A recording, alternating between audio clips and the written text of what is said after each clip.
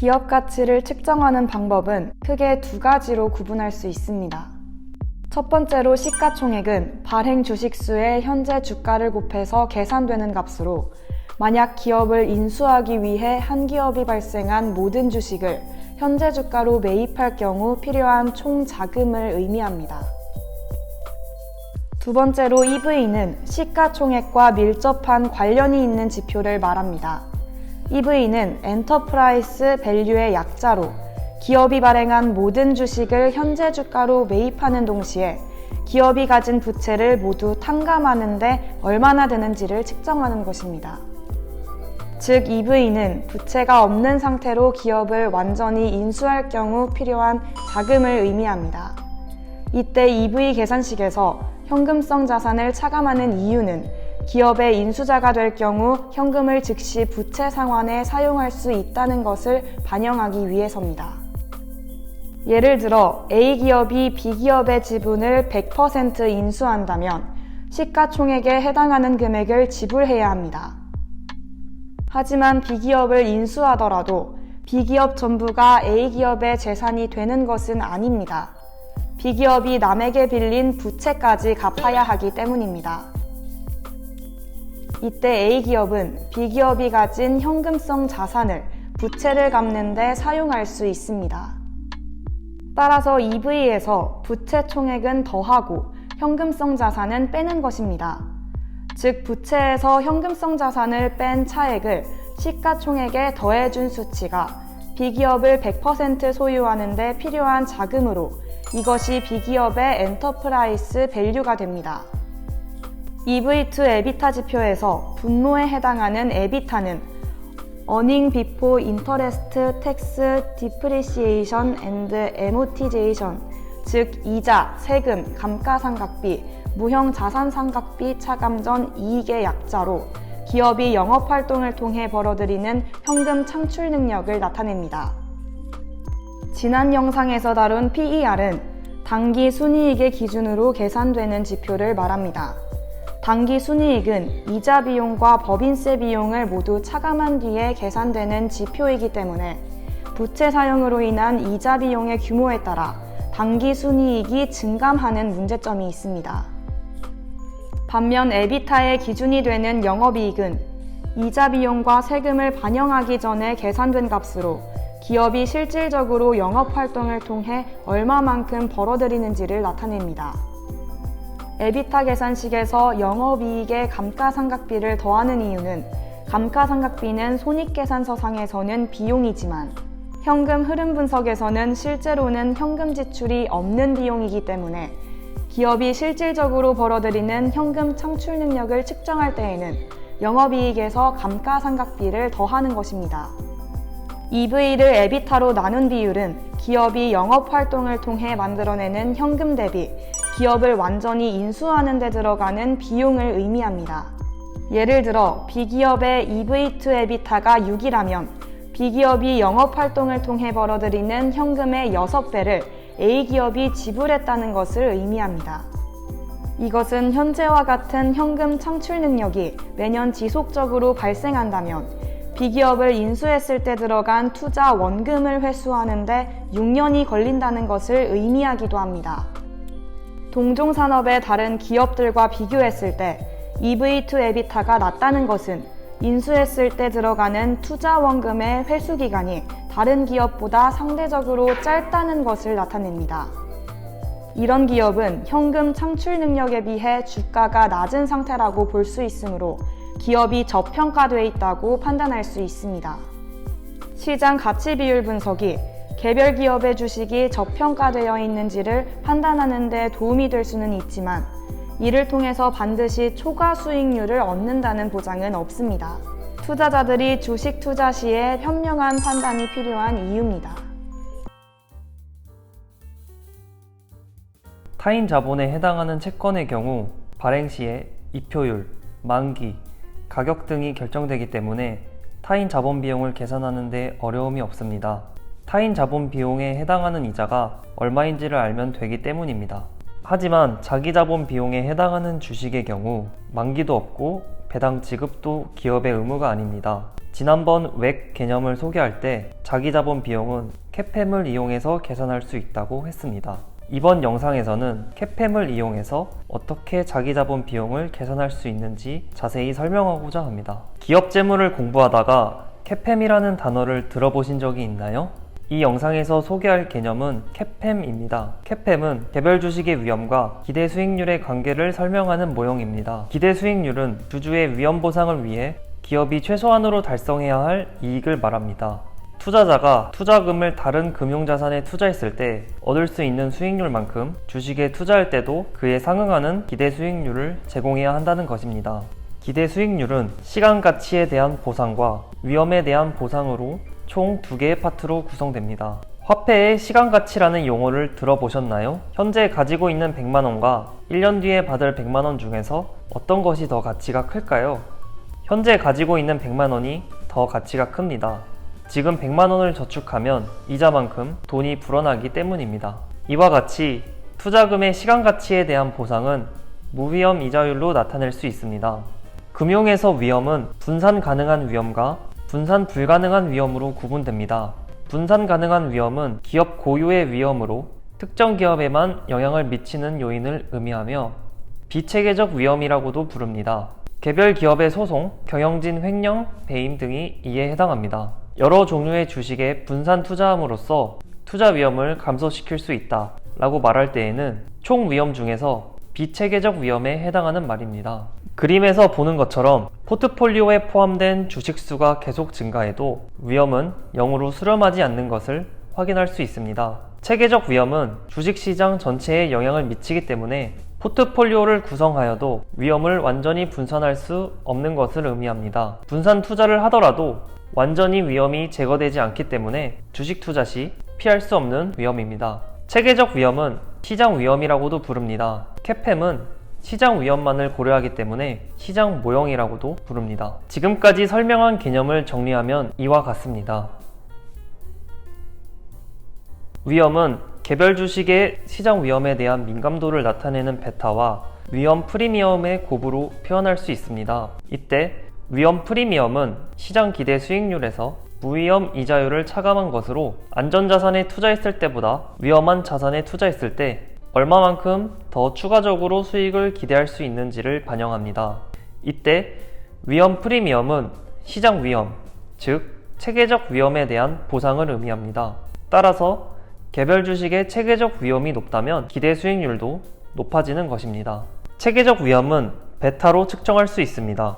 베타는 주식시장 전체의 가격 변동이 개별 주식의 수익률에 미치는 영향을 수치화한 것입니다. 예를 들어 삼성전자의 베타가 0.88이라는 것은 코스피 지수가 10% 상승할 때 삼성전자 주가가 8.8% 상승하는 특성이 있다는 것을 의미합니다. 베타는 계량 경제학의 회귀 분석 기법을 통해 추정할 수 있지만 일반적으로 시험 문제로 출제될 때에는 베타 값은 주어지기 때문에 직접 추정하지 않아도 됩니다. 일반 투자자들은 직접 베타를 계산하지 않아도 다음 야후 파이낸스 등과 같은 주식 정보를 제공하는 웹사이트를 통해 상장 회사의 베타 값을 확인할 수 있습니다. 내가 투자하는 주식이 주식시장 변동에 얼마나 민감하게 반응하는지를 볼 수 있는 것입니다. 베타는 CAPM을 매우 강력하게 만듭니다. 투자자가 주식을 매수하면 수많은 리스크에 직면하지만 CAPM이 성립한다면 분산 투자자는 단지 체계적 위험과 관련된 리스크만 고려하면 됩니다. 베타로 추정한 요구 수익률과 기대 수익률이 차이가 난 경우 어떻게 될까요? 만약 투자자들의 요구 수익률보다 기대 수익률이 낮을 경우 이 주식은 고평가되어 있다는 것을 의미하기 때문에 투자자는 이 주식을 매도하면 됩니다. 이렇게 주가가 하락하면 기업은 다음에 자본을 유상증자로 조달할 때 1주당 가격을 제대로 받을 수가 없습니다. 따라서 기업은 좋은 투자안을 선택해서 투자자들의 기대 수익률을 높일 요인이 있습니다. 기업들이 투자안이 좋은지를 판단할 때에는 자기 자본 비용만이 아니라 타인 자본으로 조달한 비용도 고려해야 합니다. 이를 가중평균한 값으로 투자안을 판단하는 기준을 세우면 됩니다.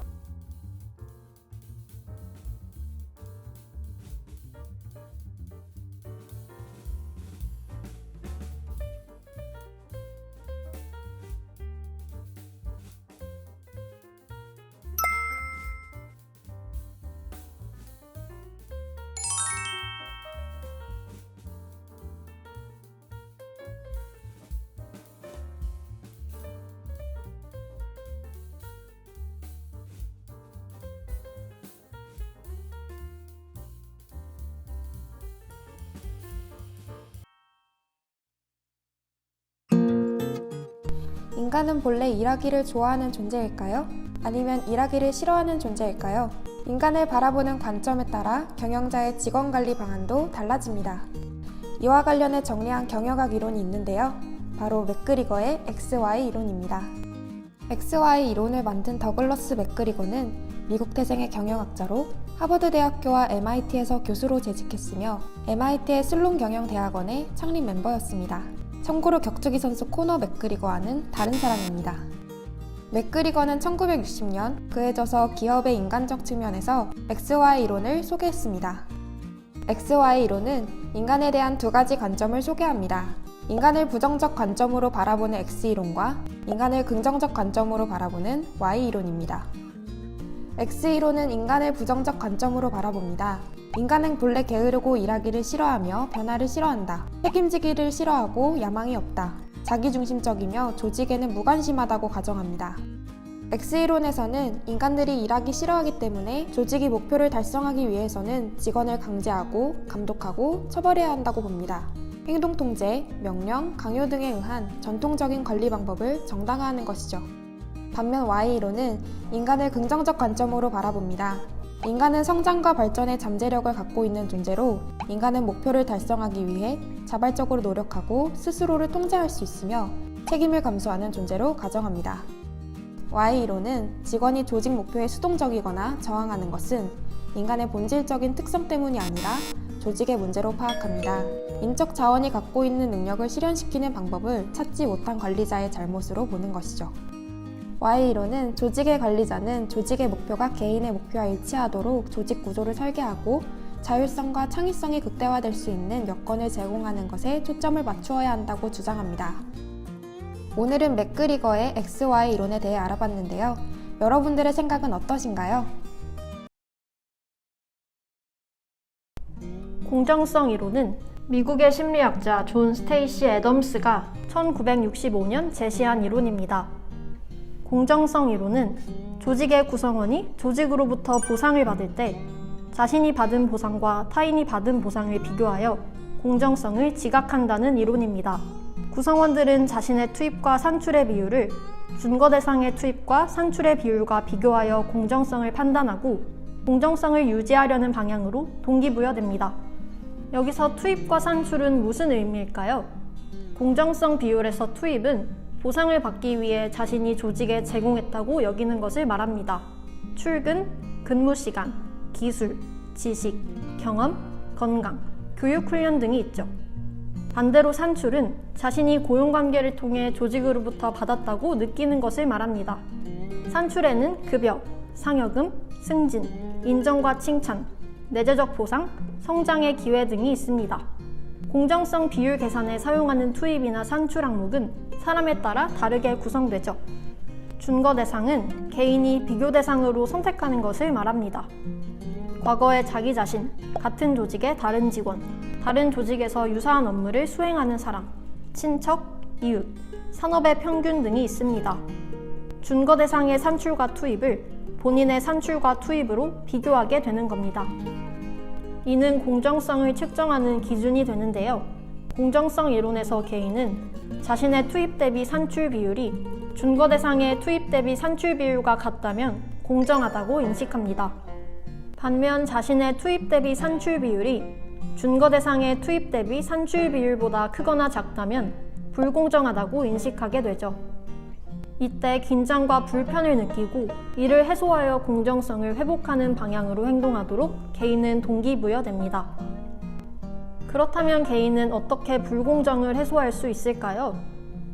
불공정을 해소하는 방법으로는 자신의 투입을 변경하는 방법, 산출을 변경하는 방법, 준거 대상을 변경하는 방법, 불공정한 상황을 이탈하는 방법 등이 있습니다. 예를 들어 자신의 투입 대비 산출이 준거 대상의 투입 대비 산출보다 작다고 과소보상을 지각한 개인은 자신의 투입을 변경할 수 있습니다. 노력, 시간 등 투입을 감소시키는 거죠. 이때에는 근무 태만, 결근 등의 행동이 나타날 수 있습니다. 또한 자신의 산출을 변경할 수도 있는데요. 급여, 성과급 등 산출을 증가시키기 위해 임금 인상을 요구하는 행동이 나타날 수 있습니다. 다음으로 투입 또는 산출에 대해 인지적으로 왜곡할 수도 있습니다. 실제 투입이나 산출에는 변함이 없지만 인지적으로 조정하는 것입니다. 자신의 투입이 처음에 자신이 생각했던 것보다 가치가 작다고 인식하는 거죠. 또 준거 대상을 변경하는 방법도 있습니다. 같은 조직 내의 인물에서 다른 조직의 인물로 비교 대상을 변경할 수 있는 것이죠. 마지막으로 불공정한 상황에서 이탈할 수 있습니다. 다른 조직으로 떠나는 것입니다. 이직하거나 퇴사하는 사례가 이에 속하죠. 반대로 자신의 투입 대비 산출이 준거 대상의 투입 대비 산출보다 크다면 과다보상을 받고 있다고 느낄 수도 있습니다. 과다보상을 지각한 개인도 불공정 해소 방법들을 통해 불공정성을 해소하는 방향으로 동기부여됩니다. 예를 들어 전보다 더 오래 일할 수도 있습니다. 노력이나 시간 등 실제 투입을 증가시키는 거죠. 혹은 실제 투입이나 산출에는 변화를 주지 않고 자신이 준거 대상보다 더 중요한 업무를 담당하고 있다고 인지적으로 재평가할 수도 있습니다. 자신의 과다보상을 합리화하는 겁니다. 이러한 공정성 이론에도 한계는 있습니다. 자신이 조직에 투입한 것과 조직으로부터 받은 산출을 객관적으로 측정하기 어렵고 준거 대상이 개인마다 달라 정확한 평가가 어렵죠. 지금까지 공정성 이론에 대해 이야기해 보았습니다. 여러분은 어떠신가요? 여러분이 공정성을 판단하는 준거 기준에는 무엇이 있나요? 2020년 초 코로나 유행 이후 주요국 정부는 경기 부양을 위해 기준 금리를 급격히 낮추고 대규모 재정 지출을 감행했습니다. 이러한 노력으로 인해 글로벌 공급망 붕괴에도 불구하고 주요국 경제는 심각한 경기 침체를 피할 수 있었습니다. 하지만 지난 2년간 시중에 풀린 막대한 자금은 경제가 회복되고 경제활동이 정상화되면서 물가 상승으로 이어지고 있습니다. 이는 최근 러시아 우크라이나 전쟁, 미중 간 갈등과 함께 급격한 인플레이션의 원인이 되고 있습니다. 물가 상승과 이를 잡기 위한 금리 인상이 올해 경제 이슈를 지배한 화두가 된 이유입니다. 고금리 시대가 다시 도래하면서 가계와 기업은 물론 정부까지 부채 줄이기에 나섰습니다. 특히 정부는 지난 2년간 급격히 늘어난 국가 부채를 줄이기 위한 재정 다이어트를 실시하겠다고 공표했습니다.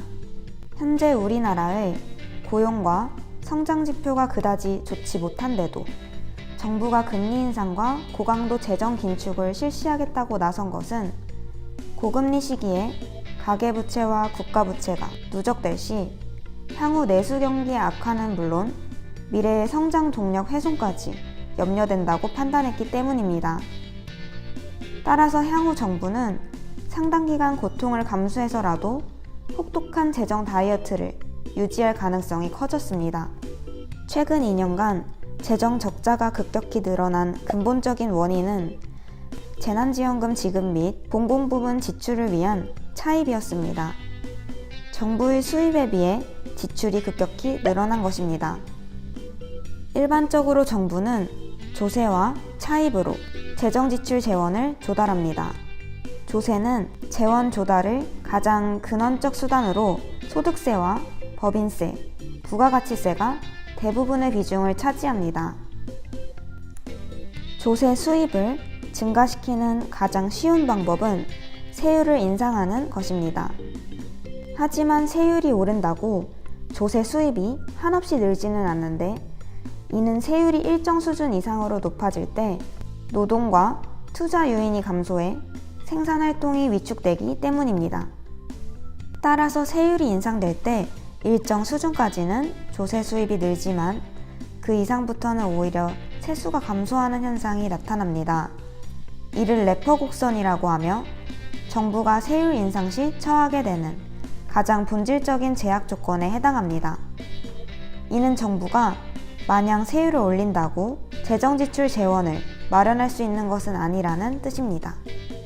또한 세율 인상은 필연적으로 조세 저항을 가져와 많은 조세 행정비용을 수반하며 탈세 등 지하경제 거래를 키우는 부작용이 있습니다.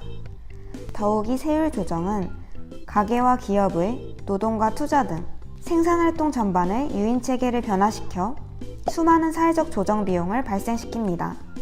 이 밖에도 세율 인상은 납세자에게 대단히 인기가 없는 정책임이 명백합니다.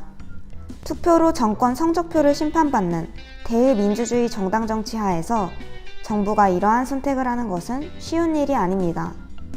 이는 정부도 납세자 못지않게 세율 인상에 부담을 가진다는 뜻입니다. 그러면 정부는 경기 부양을 위해 재정 지출이 필요할 때 어떻게 재원을 조달할까요? 바로 빚을 내는 것입니다. 정부는 국공채를 발행해 채권 시장으로부터 자금을 조달할 수 있습니다. 통상 경제가 불황기에 접어들면 정부는 경기 부양을 위해 지출을 늘립니다.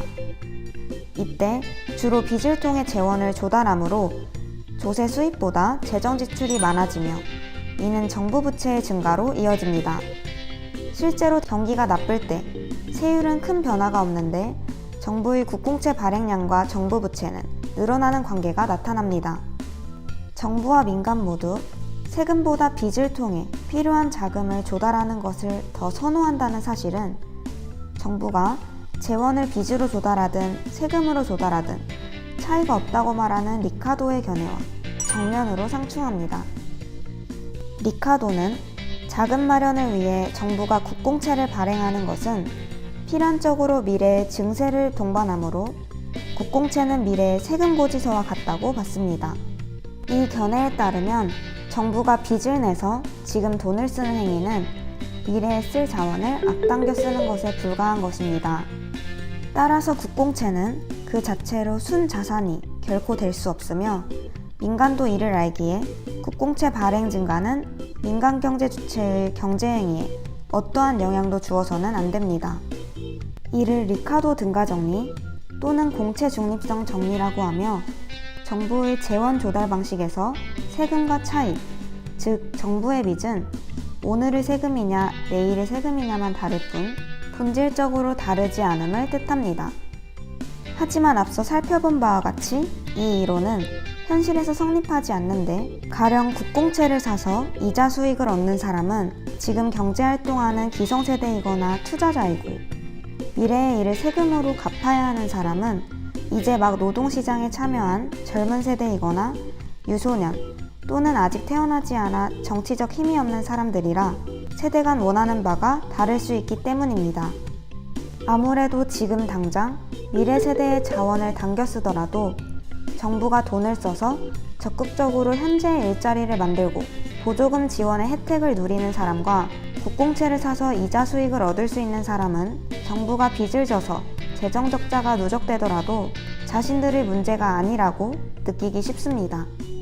또한 사람들은 대체로 미래의 빚보다 현재의 지출을 더 중시하는 경향이 있으며 현재 정부의 지출활동 근거가 정부 부채와 정확히 어떻게 연관되는지 인지하지 못할 수도 있습니다.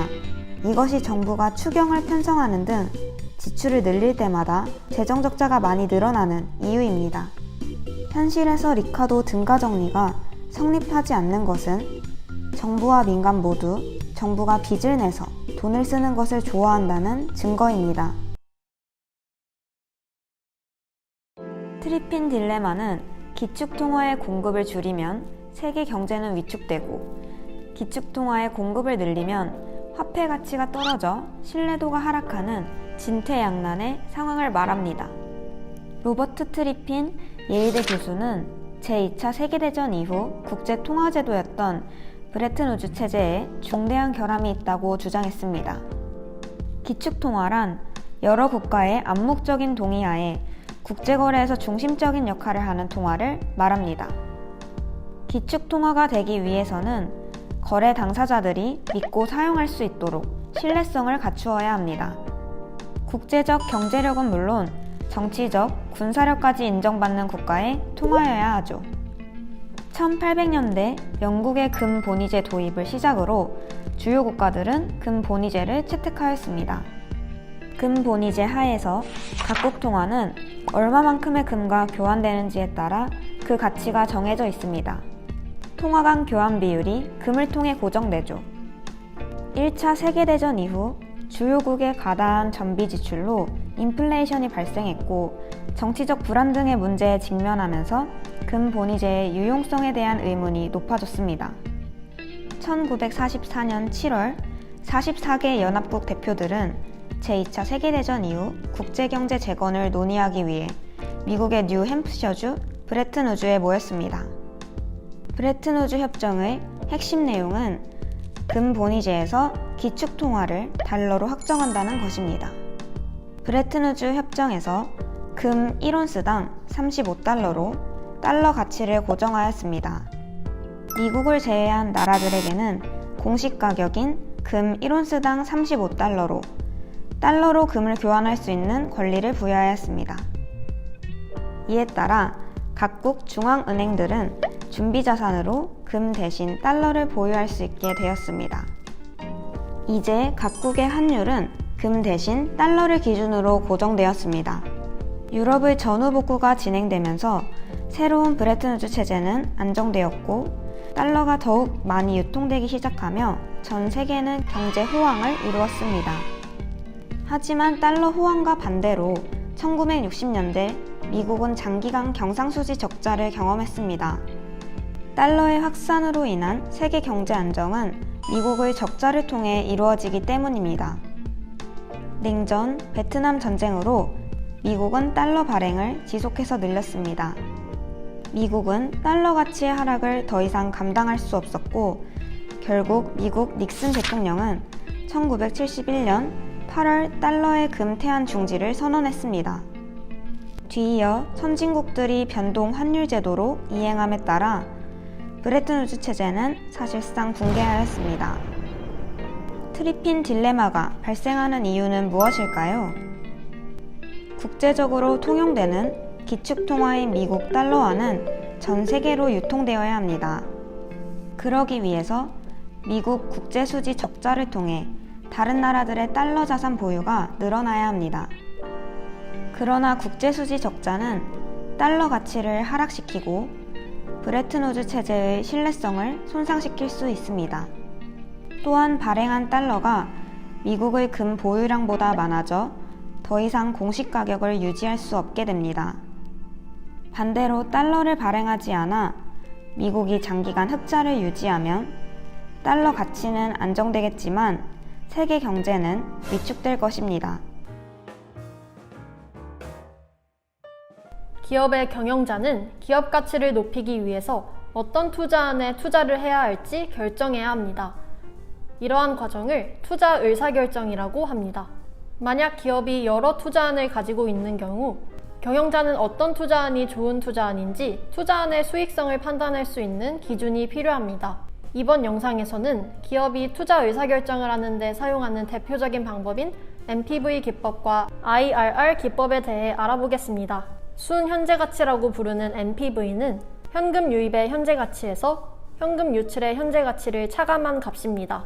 이때 현금 유출은 투자안을 실행할 때 발생하는 비용을 말합니다. 예를 들면 기업이 신제품 생산을 위해 K라는 기계를 사는 투자안에서 현금 유출은 기계를 사는 데 드는 비용이 듭니다. 현금 유입은 투자로 인해 기업이 벌어들일 수 있을 것으로 기대되는 돈을 의미합니다. NPV 기법은 순 현재가치에 근거해 투자 결정을 하는 방법입니다. NPV가 0보다 크면 기업이 이 투자를 실행해도 벌어들일 돈이 나갈 돈보다 많다는 의미이므로 이 투자안은 기업 가치를 높일 수 있는 좋은 투자안이라고 판단할 수 있습니다. 반대로 NPV가 0보다 작으면 기업이 벌어들일 돈보다 나가는 비용이 더 크기 때문에 기업은 투자를 하지 않아야 합니다. NPV를 수식으로 나타내면 다음과 같습니다. T는 0에서 T는 현금 흐름이 발생하는 시점, 0은 현재를 의미합니다. N은 투자안으로 발생하는 현금 흐름이 끝나는 시점을 말합니다.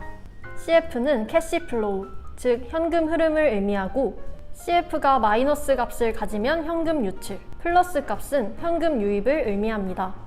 여기서 제일 중요한 것은 분모에 있는 R, 즉 할인율입니다. 할인율로는 어떤 값을 사용할까요? 시험에서는 보통 할인율로 시장 이자율을 적용합니다. 할인율은 투자할 때 들어가는 비용에 대한 대가, 즉 자본의 기회비용을 반영해야 합니다. 예를 들면 기업이 A라는 프로젝트에 투자하면 100만 원이 소요되는데 은행에 예치할 경우 5% 이자가 적용돼 5만 원의 이자를 받을 수 있다고 합시다. 이때 기업은 적어도 A 프로젝트에서 5% 이상의 수익을 얻을 수 있어야 투자안을 채택하는 당위성이 있을 것입니다. 따라서 시장 이자율로 할인해서 투자안의 현재 가치를 산출합니다.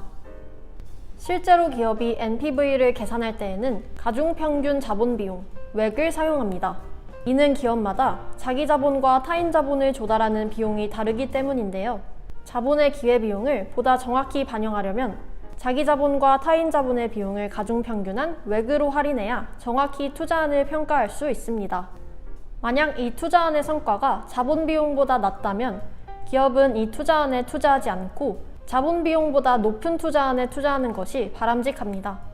따라서 웩은 기업이 조달한 자본의 가치를 유지하기 위해서 최소한 벌어들여야 하는 수익률을 의미합니다. 예를 들어 A사가 단독주택을 짓는데 현재 1억 8천만 원의 비용이 소요되고 1년 뒤에 2억 1천만 원에 다른 사람에게 팔 수 있다면 이 투자안은 좋은 투자안일까요? 단 A사의 가중평균 자본 비용은 5%로 가정합니다.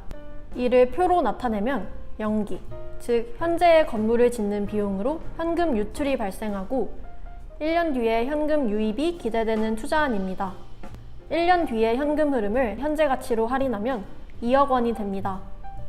투자안으로 인해 발생하는 모든 현금 흐름을 합하면 2천만 원으로 0보다 큰 값이기 때문에 좋은 투자안으로 판단돼 A기업은 이 투자안을 실행하면 됩니다.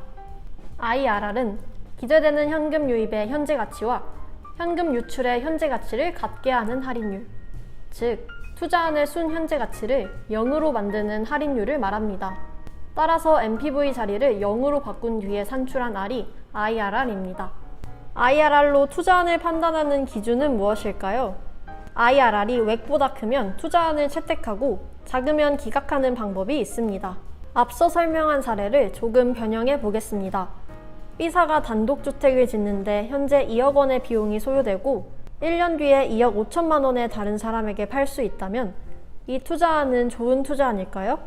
단, B사의 가중평균 자본비용은 5%로 가정합니다. 이 문제는 앞서 배운 NPV 공식에서 NPV를 0으로 설정하고 할인율을 IRR로 바꾸면 됩니다.